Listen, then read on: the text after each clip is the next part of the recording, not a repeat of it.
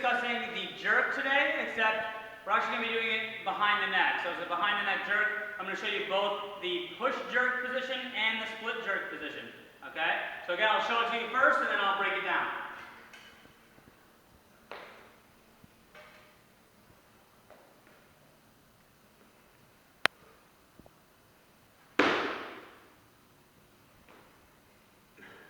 That's the push jerk, split jerk.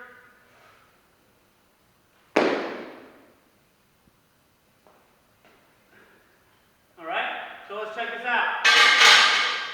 The behind the neck actually should be a little easier than from the front because the bar is already in position. It can just move straight up. When we go in front, we have to get our head out of the way and our head back in position. So there's a little bit more travel with the bar. I mean, trying to move around your head.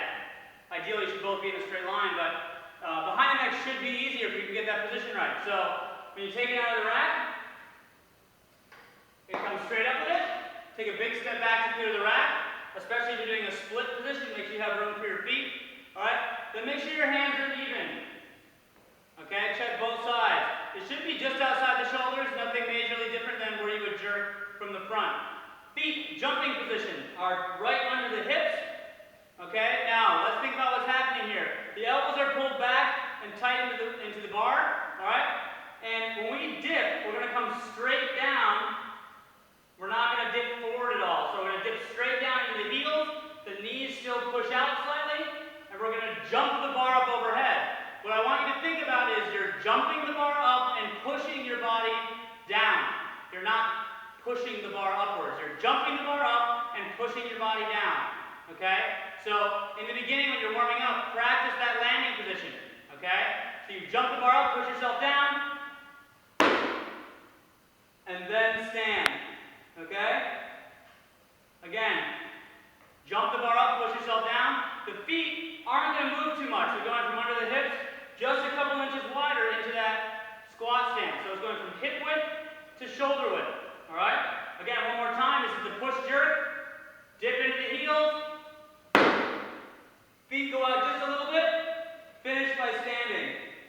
Okay? If we split, remember, that same width, we're just going to be in a split position, so the feet still have a nice, wide, stable base.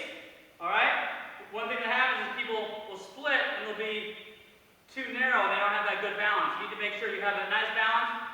The toe in the back you should be on the toe in the back, heel up, as opposed to landing like this. Okay? It should be balanced in that position. Alright? And then recover. So again, how it looks. Same exact start, dipping and driving out of the heels. You land, when your feet hit, your arms are locked out. And recover. You're done when you're standing tall. Okay? Again, one common mistake that we see is people want to push the bar up. So they don't actually get under the bar. They end up doing more of a push press, and it looks something like this. Right? That's just a straight push press. Okay? So, something where they look like they jerk, but they still don't lock out. It looks something more like this. Where they catch it, they push themselves under, but their arms aren't locked out, and they end up standing and pressing tall. When your feet hit the ground, you want your arms to be locked out. So really focus on that landing when you're warming up. Right? Feet hit, arms locked out. Stand tall, and recover. Okay? So remember, main thing here, you're jumping the weight upwards and pushing your body down. Okay? Once you get that positioning right, it should feel really nice. It's the most efficient way to get weight overhead is the jerk. If you put your arms wider, that becomes how you can get a heavy overhead squat over your head if you're training for heavy overhead squat. So that's a functional way or movement to train for that. So that's it, behind the neck jerk. Have fun.